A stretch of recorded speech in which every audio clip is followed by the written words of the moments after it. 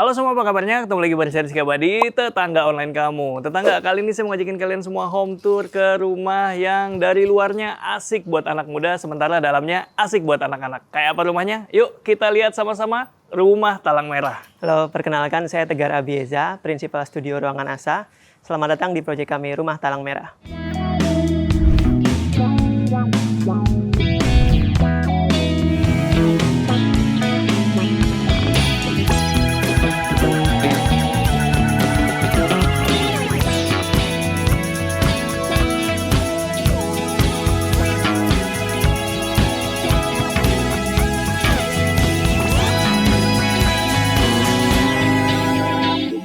Ya, tetangga gimana? Barusan udah kenalan sama Mas Tegar dari Ruangan Asa dan sekarang kita lagi ada di salah satu proyeknya, Rumah Talang Merah.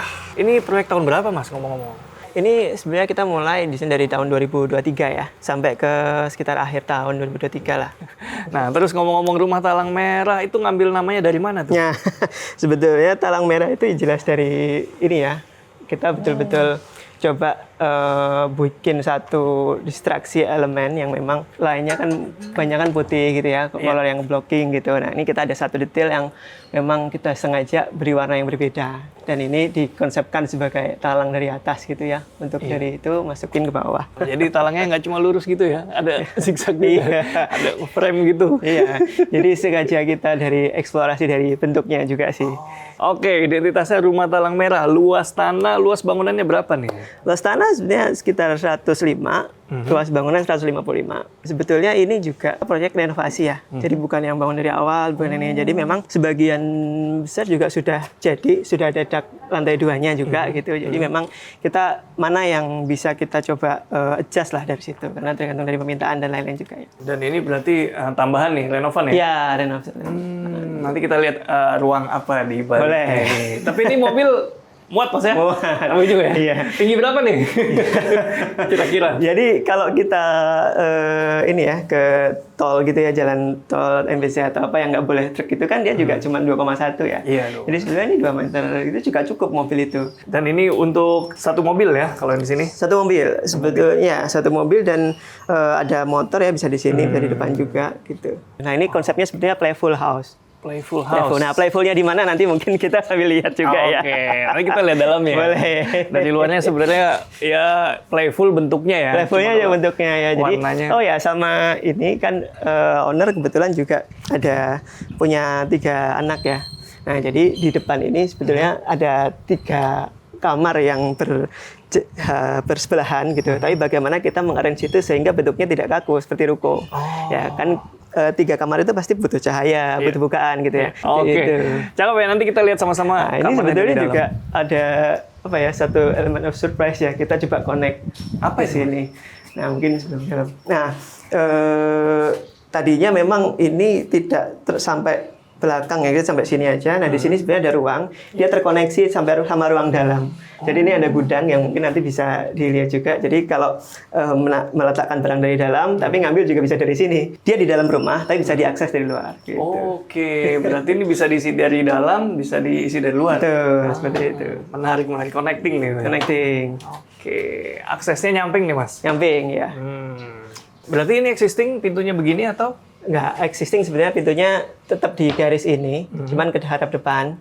Hanya saja memang bukan berbentuk teras yang terbuka gitu ya. Memang sudah ada semacam tiang buat apa kolom-kolom gitu kan. Jadi kita coba ubah pintunya ke samping karena itu juga supaya tidak langsung menghadap depan kan, privasi dan lain-lain gitu.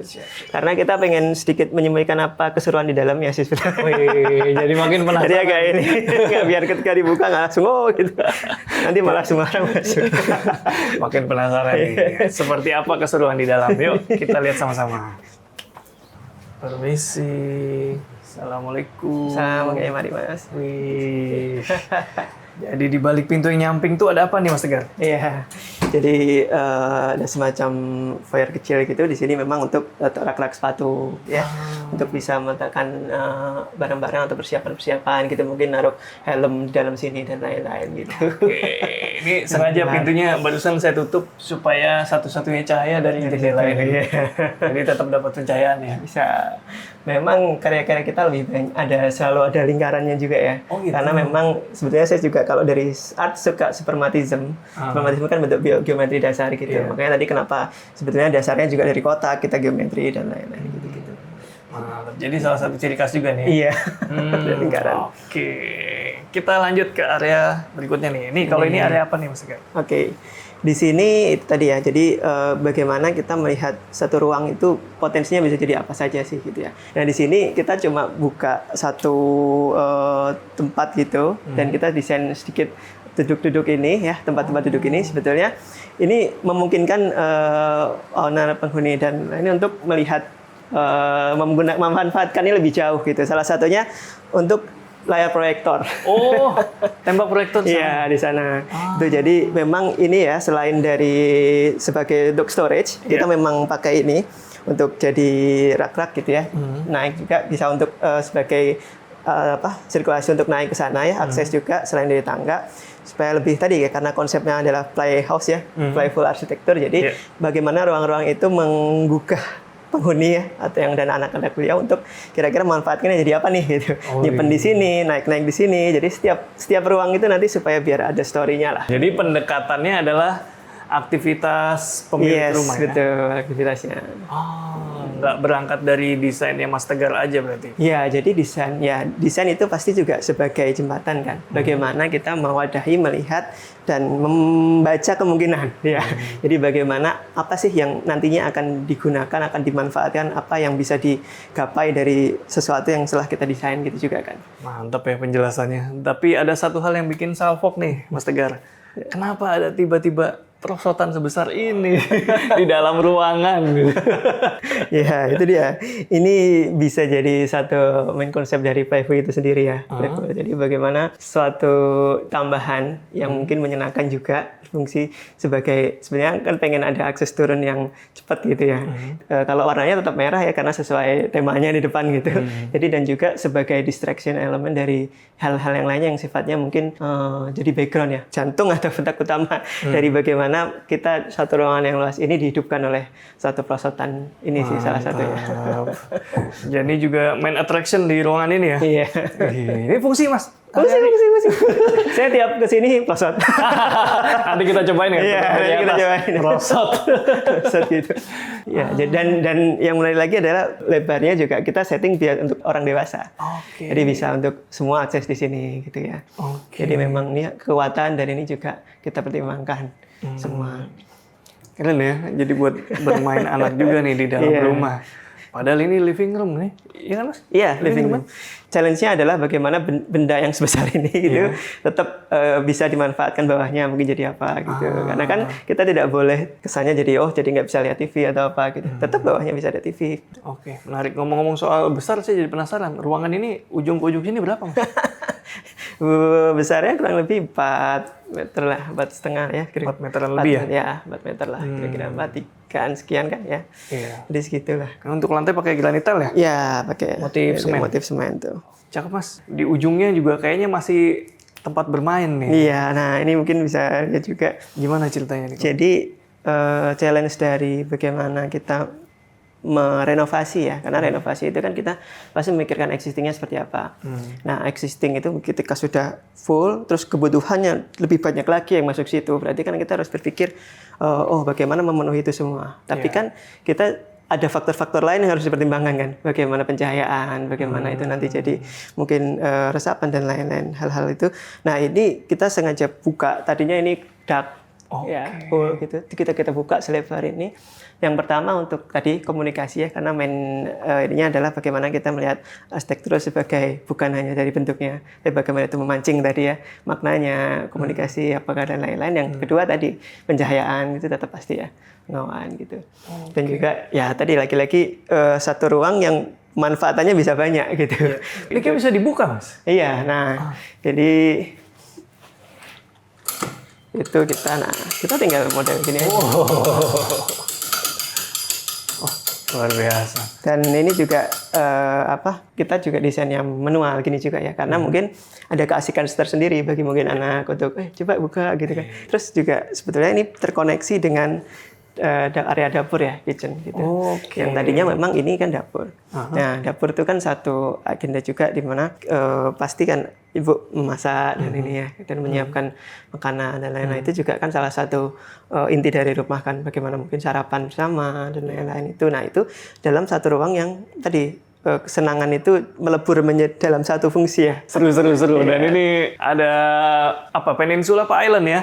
Iya, island lah. Island ya? Island di sini. Luar biasa. Ada island nyambung ke area semi outdoor ini. Ya. Ini saya bilang semi outdoor karena bisa dibuka nih. Bisa dibuka. Dan memang owner sendiri pengen ada, ya kebetulan sevisi juga, jadi bagaimana hujan bisa masuk gitu juga kan. Hujan-hujanan di sini. Ini kan bisa dibuka ya, jadi betul-betul bawahnya ini sebenarnya lesap juga gitu. Pantesan rumput sintetisnya bisa diangkat nih. Ternyata kalau mau hujan-hujanan nggak usah di luar. Ramah juga kalau misalnya buat perempuan berhijab ya. Temaninnya bisa di dalam aja. Tapi saya penasaran sama dapurnya nih. Ayo kita explore dapurnya. Boleh. Dapur kita ubah ke sini. Tadi ada permintaan memang untuk memperluas dapur ya. Ada island juga gitu. Dan ya elemen-elemen yang menjadi request tetap coba kita tampung gitu. Cakep, Mas. Ya, ini juga masih ada mejanya juga masih kalau memang mau. Makannya. Iya. Kalau mau lebih formal ya. Ini cuma sekitar 3 meter ya. 3 meter tapi bisa juga gitu. Dan sebetulnya kalau ngumpet sini ada kamar mandi juga masih gitu. Oh, ini kamar mandi? Ada kamar mandi. Coba lihat. Sini. Coba lihat tuh. Ini kamar mandi tamu berarti? Ya, di dapur pasti ada tamu, ada kamar mandi ada ini. Dan ini kamar mandi existingnya memang di daerah sini. Jadi kita nggak bongkar, nggak pindahkan lagi saluran dan lain-lain gitu. Jadi bagaimana kita menghubungkan ruang-ruang yang tadinya terpecah, tapi tidak terlalu banyak bongkar, kita satukan jadi sebuah ruang gitu. Kan challenge-nya di situ. Kita lanjut ke ruangan berikutnya. Ya, ruangan. Kalau tadi kan di sini tempat duduk-duduk ya. Nah, sekarang kita coba naik sedikit. Nah, ini area apa nih, Mas Tegar? Nah, ini sebetulnya bawahnya ini adalah carport yang tadi ya. Oke. Dan ini existingnya ada di sini. Jadi ini dak aslinya, jadi punya luasan tinggi yang sangat tinggi kan. Dan kita melihat adanya sebuah jarak gitu antara ini, dan sebetulnya secara skala manusia juga bisa dimanfaatkan gitu ya. Mungkin tadi keliling situ mungkin bertanya tangganya di mana kan? Apakah tangganya naik dari sini gitu.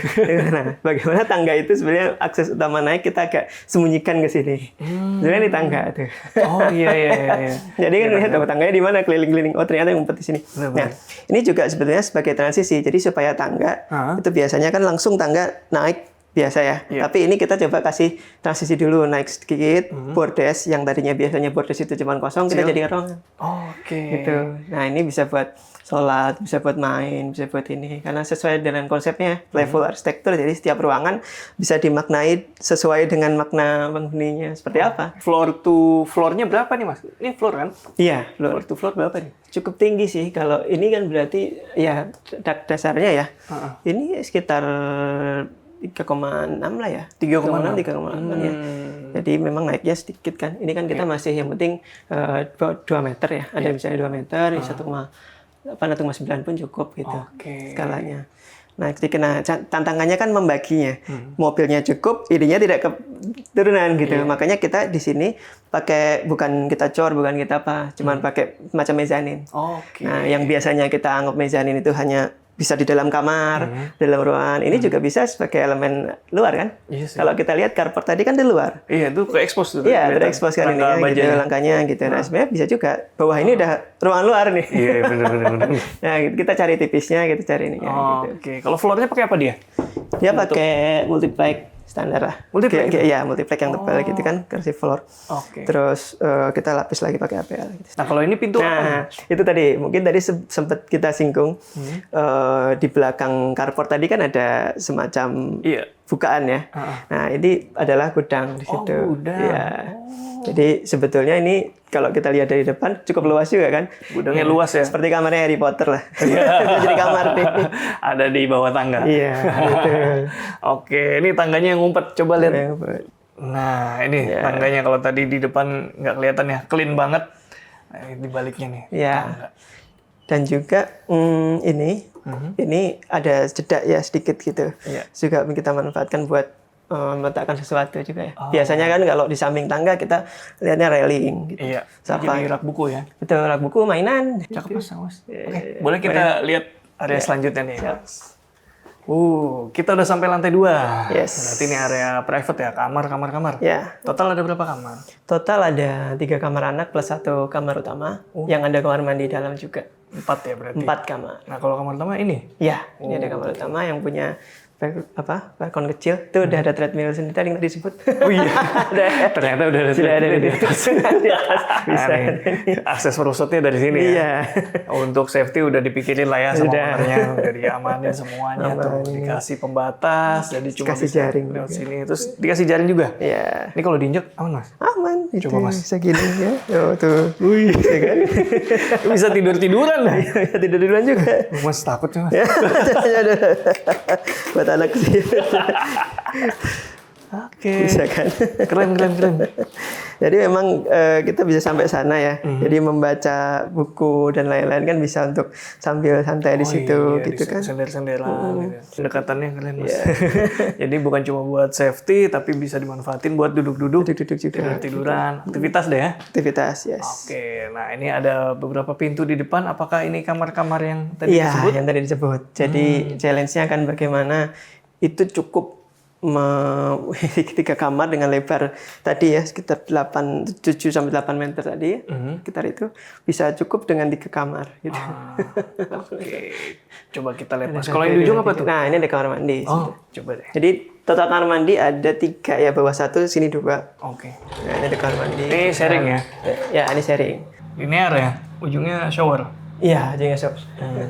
Siap. Kering, basah, gitu linear. Oke. Terus, nah di sini ada kamar anak. Nah, desain kamarnya pun juga sebetulnya berbeda ya, karena ada kamar laki-laki. Boleh kita masuk? Boleh, silakan. Siap. Ya. Jadi ini ada salah satu kamar yang ada di bagian depan rumah. Ya. Ada 3 depan semua nih? 3 depan semua. Jadi kan kita waktu menilai juga bagaimana prinsip keadilan itu harus ada gitu kan di depan. Betul. Terus bagaimana biar nggak iri, biar sama, tapi punya satu konsep berbeda gitu kan. Nah itu dia. Terus juga ini kalau dilihat tadi kan di fasad agak maju, agak mundur itu kan. Ini kan sebenarnya masuk ke dalam batas dinding ini. Jadi kita mainkan 3 ini, walaupun dia berjajaran, tapi tidak terlihat seperti misalnya ruko yang sama gitu ya. Tetap kita lihat setiap anak punya cirinya misalnya, atau mereka misalnya anak laki, berarti butuh space apa gitu. Oke, next, Mas Tegan. Nah beda dengan yang tadi, kamar yang ini nuansanya tinggi. Oh, nah, perempuan ya? Perempuan. Jadi memang ada ada satu perbedaan ya. Beda loh, walaupun ada 3 di depan, tapi ternyata dalamnya beda ya.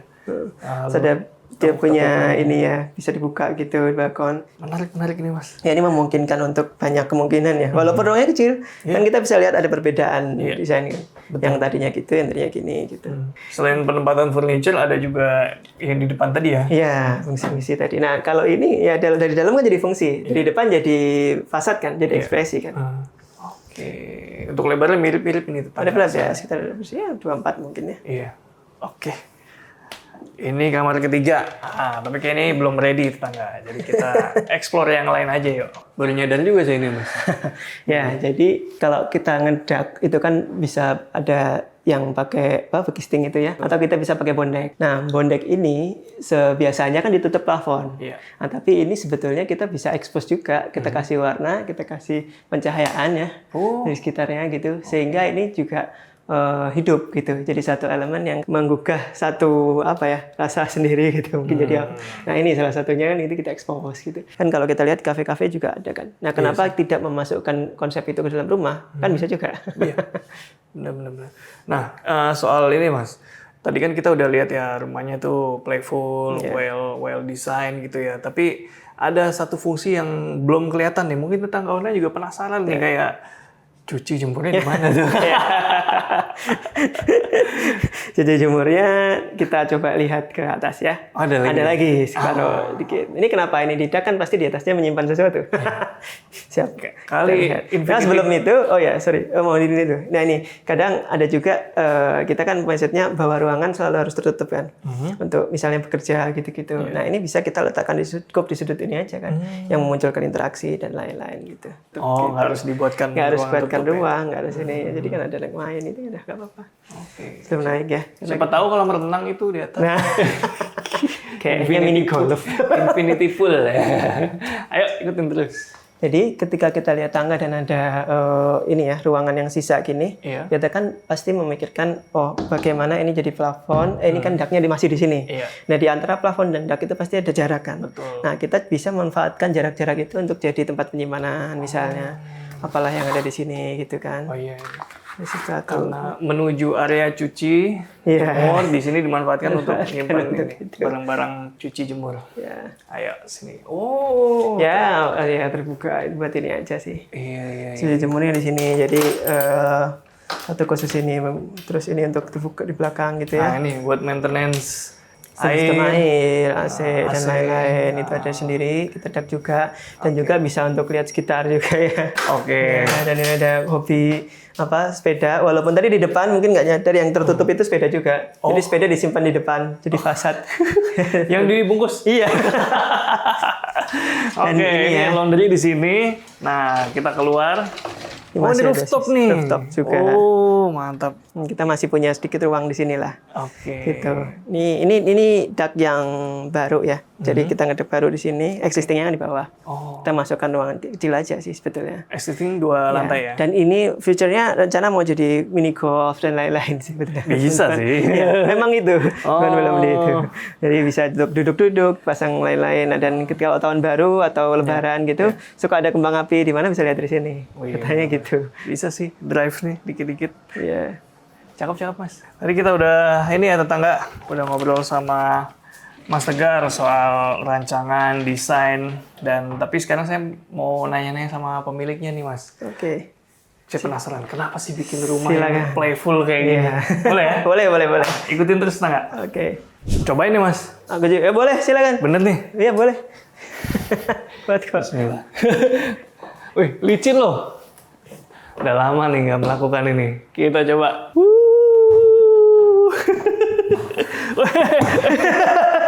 Asli licin loh, apalagi kalau tiduran.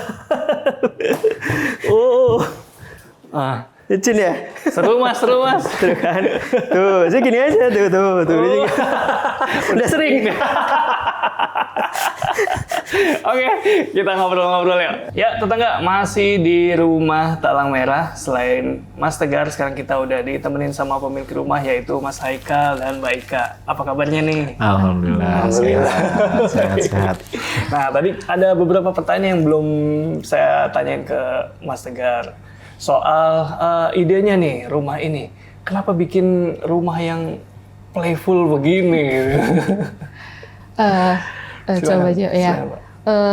Basic kami memang pendidikan, gitu. Kami memang pendidik, kami guru.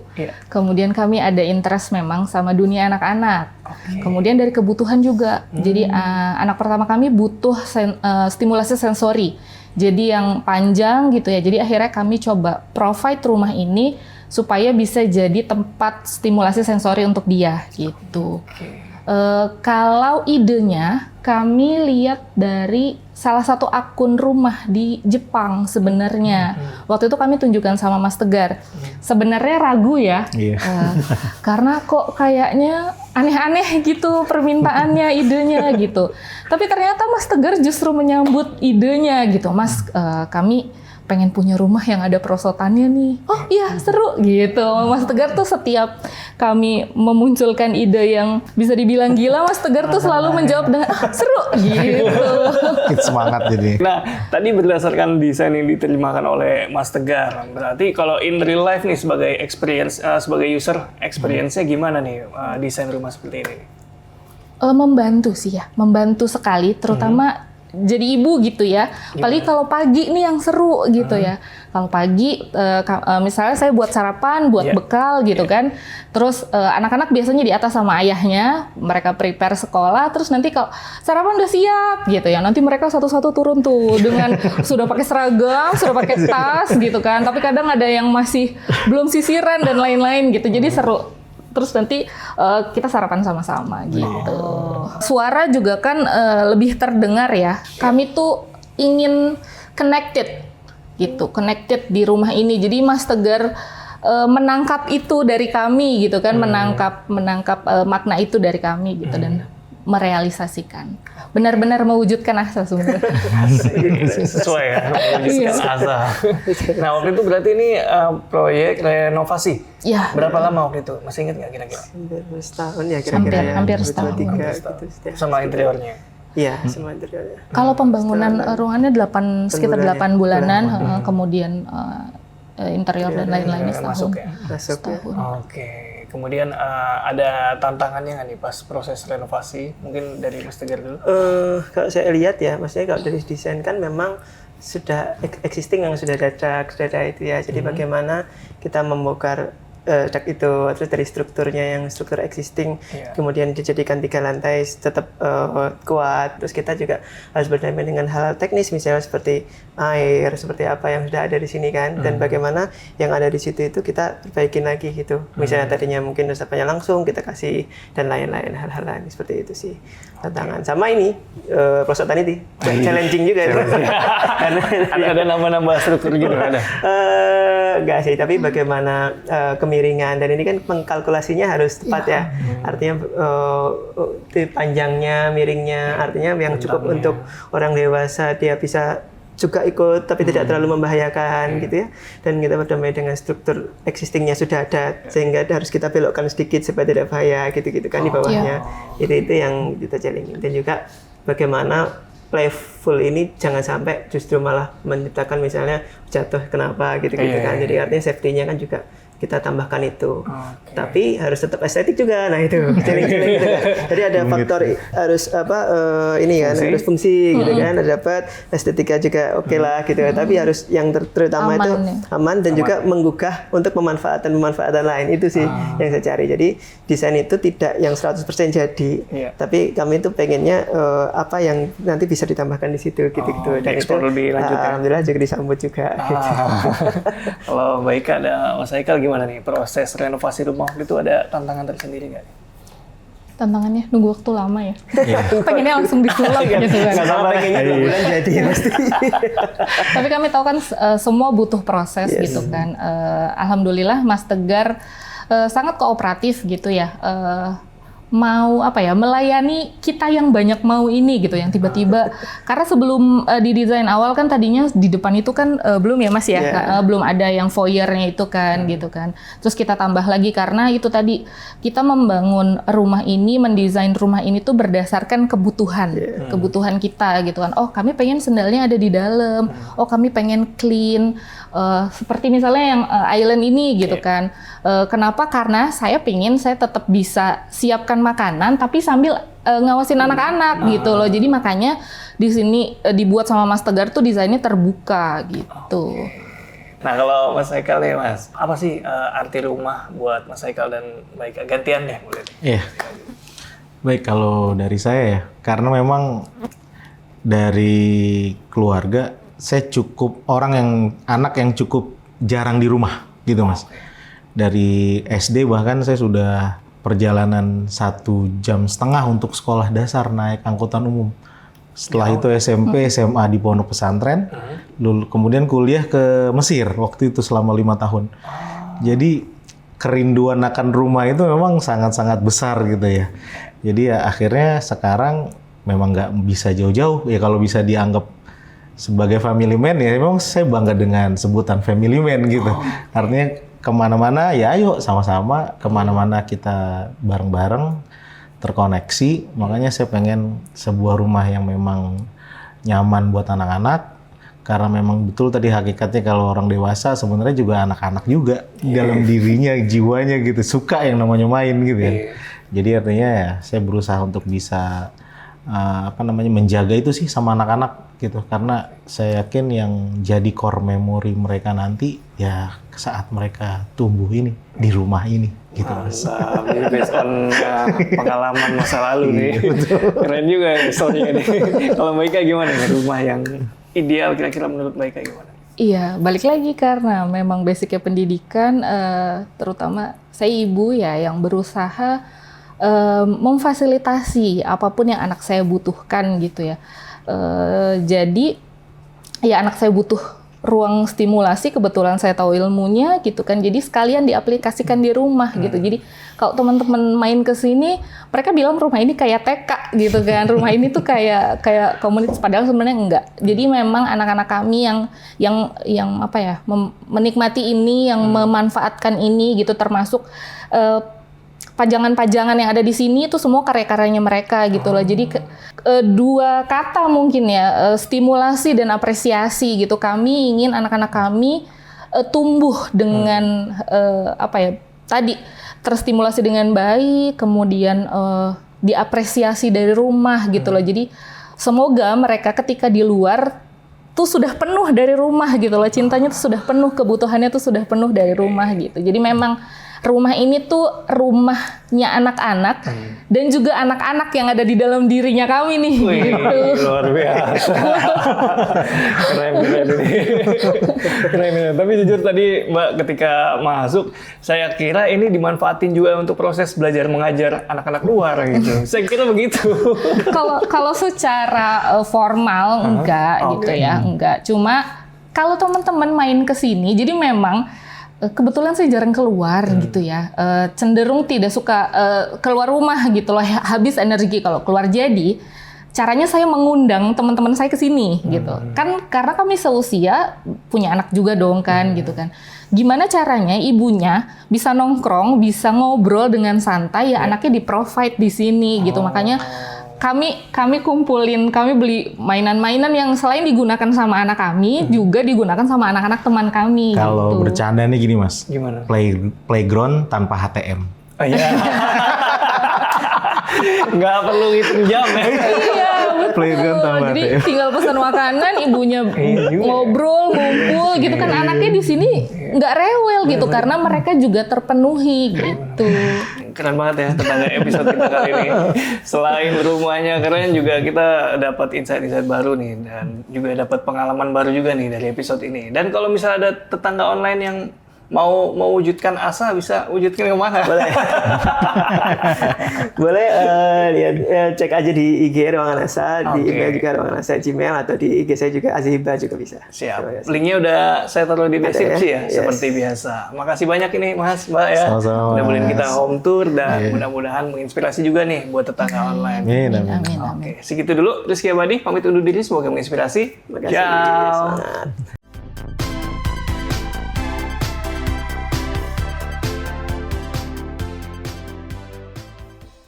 Penasaran nih. Nih. Bocor nih dua. Turun dulu.